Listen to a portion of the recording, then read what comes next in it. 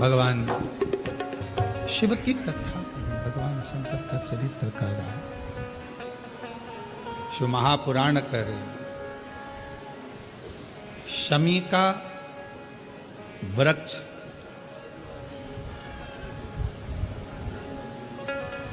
हमारे शरीर में जो रोग होता है, उस रोग के जितने भी तत्व होते हैं उनको शमी का वृक्ष खींचता।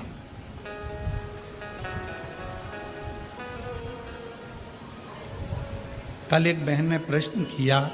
कि गुरुजी, आपने कहा कि शमी का जो वृक्ष होता है वो बड़ा हो जाता है,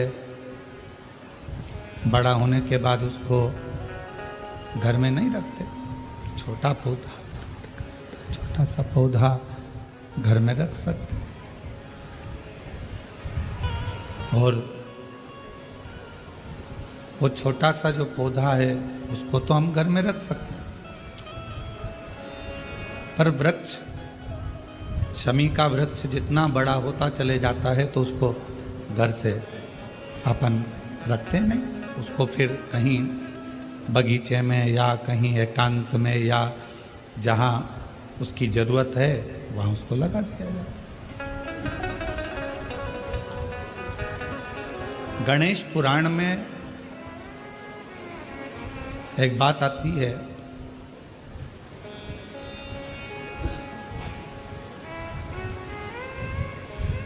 कि शमी का जो वृक्ष होता है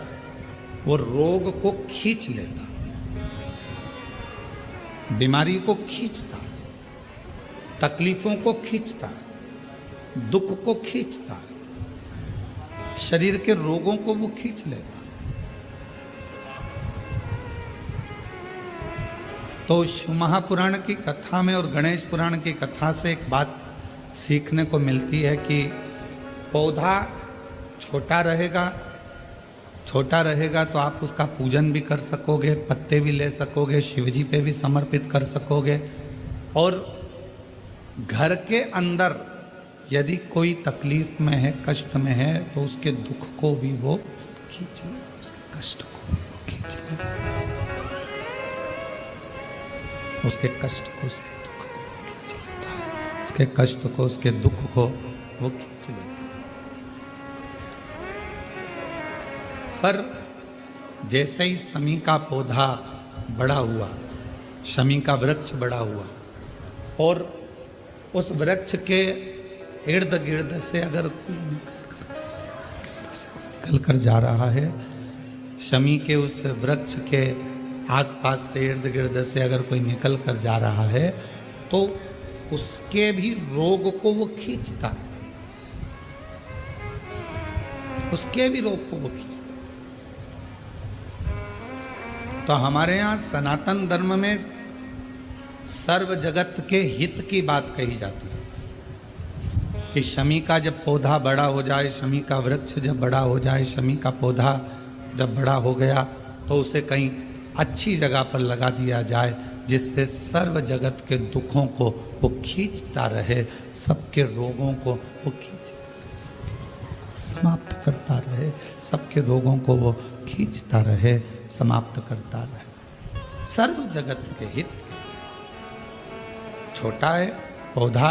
अपने नजदीक। शिव महापुराण में 5 वृक्षों का जो वर्णन किया गया, पहले नंबर पर है बेलपत्र का वृक्ष, दूसरे नंबर पर है शमी का वृक्ष, तीसरे नंबर पर है आंवले का वृक्ष, चौथे नंबर पर है पीपल का वृक्ष, और 5वें नंबर पर है वट वृक्ष। ये हमको बल देते हैं और हमें जो बल प्रदान करते हैं, हमें जो एनर्जी देते हैं, हमारे दुखों को ये नष्ट करते हैं, हमको एक अलग से बल इन पौधों से, इन वृक्षों से प्राप्त होता है, हमें प्राप्त होता है। और वो जो बल है और हमको जो बल मिलता है इन वृक्षों के नीचे बैठकर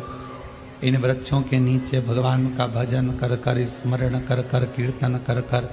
मंत्र जाप कर कर, नाम जाप कर कर, वो बल एक अलग ही बल है, वो बल एक अलग।